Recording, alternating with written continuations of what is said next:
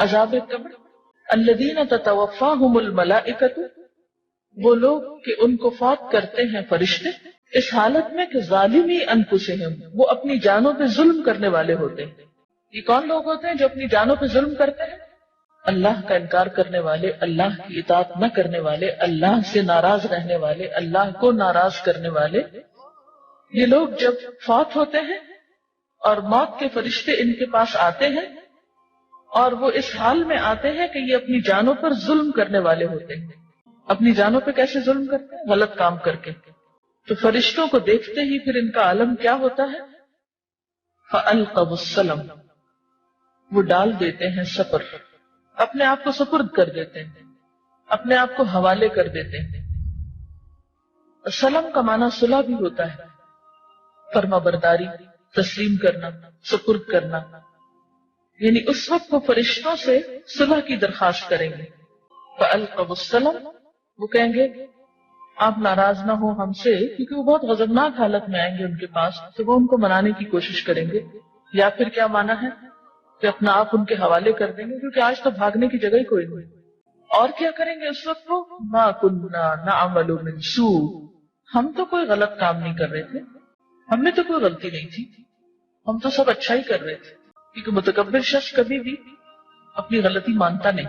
جس سورۃ المجادلہ میں آتا ہے نا، یوم یبعثہم اللہ، جس دن اللہ ان کو اٹھائے گا جمیعاً سب کے سب کو، فیحلفون لہ، تو اس کے آگے بھی قسمیں کھانے لگیں، کما یحلفون لکم، جیسے تمہارے سامنے قسمیں کھاتے ہیں، ویحسبون انہم علی شیء، اور وہ سمجھیں گے کہ وہ کسی چیز پر ہیں، الا انہم هم الکاذبون، خبردار بے شک وہ جھوٹے ہیں۔ تو دوسرے لفظوں میں ان کا یہ سارا گھمنڈ، ان کا تکبر، ان کا غرور اور ان کا یہ رویہ صرف موت تک ہے۔ جب موت کے فرشتوں سے سابقہ پیش آئے گا تو کیا ہوگا؟ اپنے آپ کو ان کے حوالے کر دیں گے اور اپنے آپ کو بڑا معصوم ثابت کریں گے اور کہیں گے ہم تو کوئی غلطی کر ہی نہیں رہے تھے، قسمیں کھانے لگے۔ بلا، کیوں نہیں، ان اللہ علیم بما کنتم تعملون، بے شک اللہ جانتا ہے جو کچھ تم کرتے رہے ہو۔ اللہ کو دھوکہ دیتے ہو، اس کو نہیں پتا کہ تم کیا کر کے آئے ہو۔ فادخلوا ابواب جہنم، پس داخل ہو جاؤ جہنم کے دروازوں سے، خالدین فیہا، اس میں ہمیشہ رہنے والے، فلبئس مثوی المتکبرین، پس کتنا برا ہے ٹھکانہ تکبر کرنے والوں کا۔ کہ مستکبرین اور متکبرین کا لفظ کیونکہ حق کا انکار متکبر ہی کرتے ہیں۔ یہ جو کہا جا رہا ہے نا جہنم کے دروازوں میں داخل ہو جاؤ، تو یہ ابتدائی عذاب کی طرف اشارہ ہے۔ امام ابن کثیر فرماتے ہیں کہ ان کی موت کے فوراً بعد ان کی روحیں جہنم میں چلی جاتی اور ان کے جسم قبر میں رہتے ہیں، جہاں اللہ تعالیٰ اپنی قدرت کاملہ سے جسم اور روح میں بعد کے باوجود، یعنی دور ہونے کے باوجود ایک دوسرے سے تعلق پیدا کر کے ان کو عذاب دیتا ہے۔ جیسے سورج بہت دور ہے اور ہم کہیں اور ہیں، لیکن جب ریز ہوتی ہیں آپ کے جسم سے آ کے ٹکراتی ہیں، اگر سورج دور ہونے کے باوجود اپنی ریز ہم پہ ڈال سکتا ہے، ہم کو جلا سکتا ہے، سن برن ہو سکتا ہے، تو اسی طرح روحوں کے ہزاروں میل دور جہنم میں ہونے کے باوجود جسم جہاں بھی زمین پر دفن ہو اس کے ساتھ اس کا ایک لنک ہو سکتا ہے۔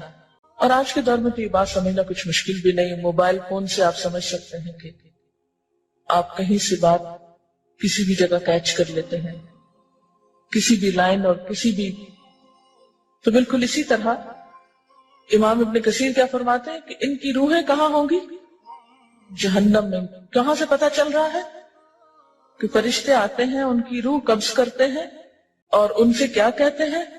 فادخلوا ابواب جہنم، انہیں جہنم میں پھینکتے ہیں، سجین جس کا نام ہے، خالدین فیہا، اب ہمیشہ تم کو یہی رہنا۔ پھر وہ کہتے ہیں کہ صبح شام ان پہ آگ پیش کی جاتی ہے، پھر جب قیامت برپا ہوگی تو ان کی روحیں ان کے جسموں میں لوٹ آئیں گی اور ہمیشہ کے لیے یہ جہنم میں داخل کر دیے جائیں گے۔ جہنم کے بھی کئی درجے ہیں اور یہ ابتدائی عذاب کی طرف اشارہ ہے۔ فَلَبِئْسَ مَثْوَى الْمُتَكَبِّرِينَ، کتنا برا ٹھکانہ ہے تکبر کرنے والوں کا۔ اس سے ملتی جلتی آیت سورۃ الانفال میں بھی آپ پڑھ چکے ہیں، وَلَوْ تَرَى إِذْ يَتَوَفَّى الَّذِينَ كَفَرُوا الْمَلَائِكَةُ يَضْرِبُونَ وُجُوهَهُمْ وَأَدْبَارَهُمْ وَذُوقُوا عَذَابَ الْحَرِيقِ ذَلِكَ بِمَا قَدَّمَتْ أَيْدِيكُمْ وَأَنَّ اللَّهَ لَيْسَ بِظَلَّامٍ لِّلْعَبِيدِ كَدَأْبِ آلِ فِرْعَوْنَ وَالَّذِينَ مِن قَبْلِهِمْ كَفَرُوا بِآيَاتِ اللَّهِ فَأَخَذَهُمُ اللَّهُ بِذُنُوبِهِمْ إِنَّ اللَّهَ قَوِيٌّ شَدِيدُ الْعِقَابِ۔ انفال 50 سے 52 آیت ہے یہ۔ تو اس سے بھی کیا پتہ چلتا ہے کہ جب کافروں کو فرشتے آ کے فوت کرتے ہیں تو ان کے چہروں اور پیٹھوں پہ مارتے ہیں اور کہتے ہیں چکھو جلنے کا عذاب۔ وہاں بھی جلنے کا عذاب ہے اور یہاں بھی ابواب جہنم ہے۔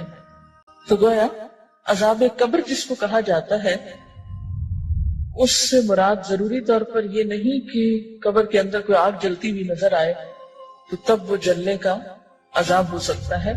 یہ بھی ہو سکتا ہے کہ وہ جہنم میں ہی عذاب ہو رہا ہو یا جہنم کے کسی ابتدائی درجے میں، اور وہاں سے ان کی روح کا تعلق جسم کے ساتھ ہو اور جسم بھی اس کو محسوس کر رہا ہو، کیونکہ صحیح عقیدے کے مطابق عذاب قبر جسم اور روح دونوں کے لیے ہوتا ہے۔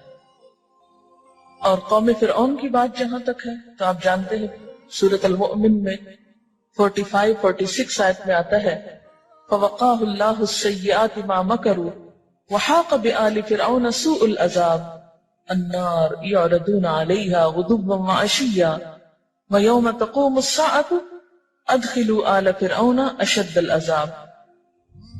تو بچا لیا اس کو اللہ نے ان بری چالوں سے جو انہوں نے چلی، اور آل فرعون کو برے عذاب میں آ گھیرا، آگ جس پر وہ صبح شام پیش کیے جاتے ہیں، اور جس دن قیامت قائم ہوگی کہا جائے گا آل فرعون کو شدید ترین عذاب میں داخل کر دو۔ ان آیات کو اگر ملا کر دیکھا جائے تو یوں پتہ چلتا ہے کہ موت کے وقت جو فرشتے آتے ہیں وہ بھی مختلف ہوتے ہیں نیک اور بد لوگوں کے لیے۔ پھر جب روح نکال لیتے ہیں، جسم سے الگ کر لیتے ہیں، تو فوری طور پر اس روح کو سزا کی کیفیت سے دوچار ہونا پڑتا ہے۔ ایک جگہ ابواب جہنم کہا گیا، دوسری جگہ عذاب الحریق کہا گیا، تیسری جگہ آل فرعون کے لیے کیا لفظ استعمال ہوتا ہے کہ صبح شام آگ پہ پیش کیے جاتے ہیں۔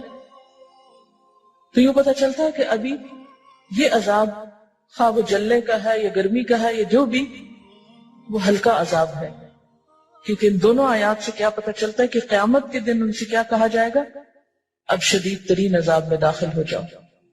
رسول اللہ صلی اللہ علیہ وسلم یوں دعا فرماتے تھے اللہم انی اعوذ بک من عذاب القبر، یا الہی عذاب قبر سے میں تیری پناہ میں آتا ہوں۔